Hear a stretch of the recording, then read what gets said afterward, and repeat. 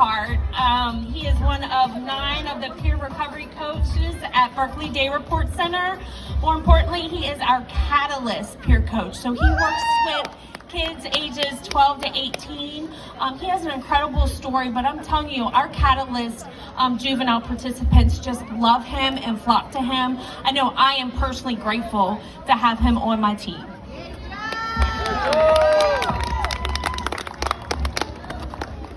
Hi, everybody. A little nervous, but I got this. Yes, you do! So, I had a good life growing up. I grew up Catholic, and it was good. My parents got divorced when I was 3, so that was a little tough. And I ended up staying with my mom. And she had a lot of rules.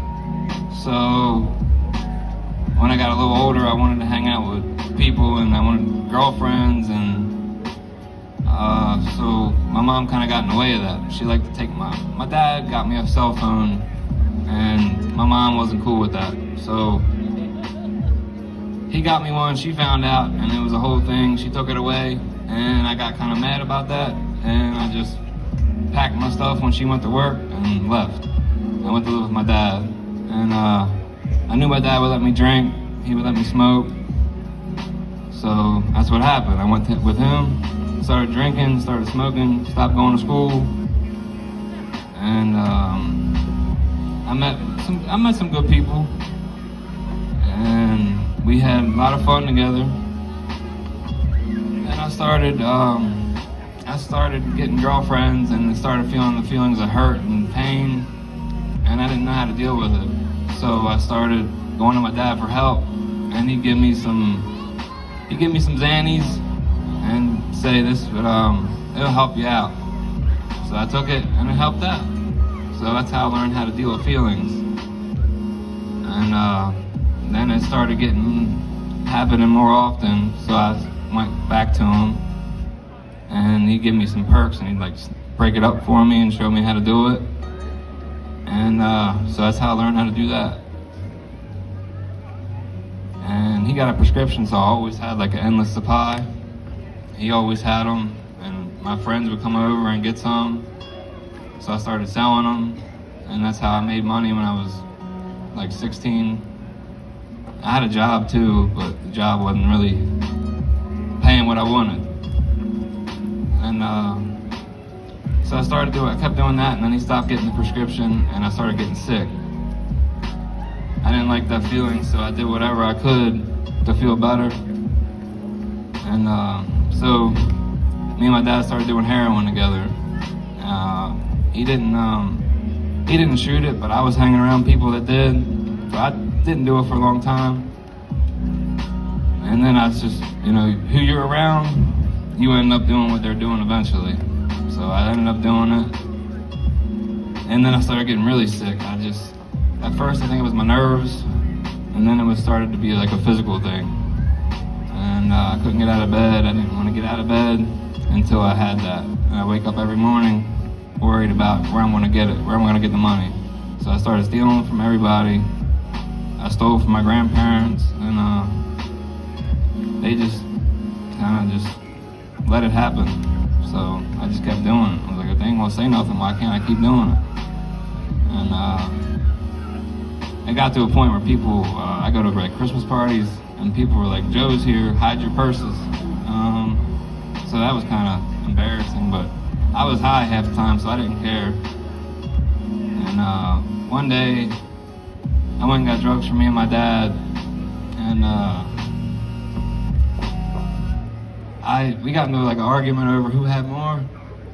And then, so we didn't talk for like hours. I went in a different room, he went in another room, and I didn't hear from him for a while. So I went in the other room to check on him. He was like kind of slumped over the bed, so I tried to wake him up, and he wouldn't wake up. And then called an ambulance, they came, and they couldn't revive him either. So I beat myself up a long time for that, because I like put it on myself that I killed him. Love you too. So that was tough. I went downhill pretty bad after that.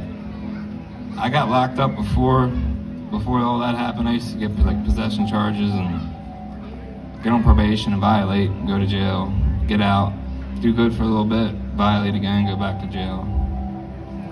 Theirs were like 6-month periods, so I'd go to jail for 6 months, get out, and do the same thing, 'cause that's all I knew.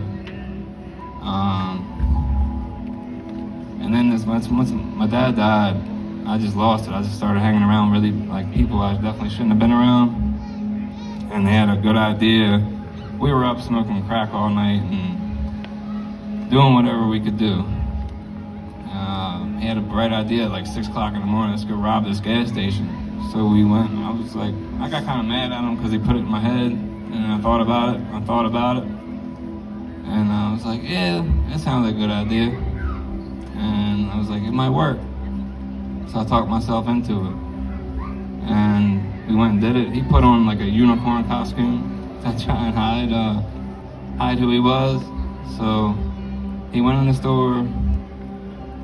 It wasn't even supposed to be open. He just said his girl used to work there and that he knew a way to break in, but it ended up being open, so he robbed it. And we ended up in a high-speed car chase, and I crashed the car running. It hit like a big hill, and I didn't see the drop. So when we came down, we hit 3 mailboxes, a BG&E pole, and then a boulder stopped us. So pretty bad car crash. He broke his neck and his back, and I got out and ran. So somebody was watching over me. But as I got 3 years for that, and I did about 9 months because as soon as I went in the court, they dropped all like the armed robbery charges, and they gave me just a robbery charge. So I got stuck with a felony, but I was okay. I didn't. I found God when I believed all my life, but I never really took the time to know Him and like try. But that's what got me through, praying, and just reading the Bible. And so that's what I do now. I just always pray and I trust. So that's what gets me through. And after that, I went to a program for a year, and the program was in Frederick, so it was a little ways away from Baltimore. I told my mom when she came to see me, I said I can't go back home because I'm gonna do the same thing. So she was like, all right, I'll find somewhere for you. So she found a place for me, and I was like, hey, I'll go for a year. So I went and I did that, and it ended up being a little longer than a year because of COVID. So I was there for about 15 months, and then I started working again. I worked for a fence company, and it was good.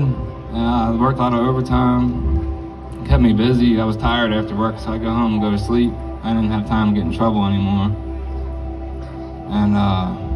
And then I ended up meeting Tim and Crystal, and told them my story. And they said, you want a job? And I said, yeah. So now that's where I'm at today, and I never seen myself where I'm at today. I got a wife, I got a daughter, and I'm pretty happy.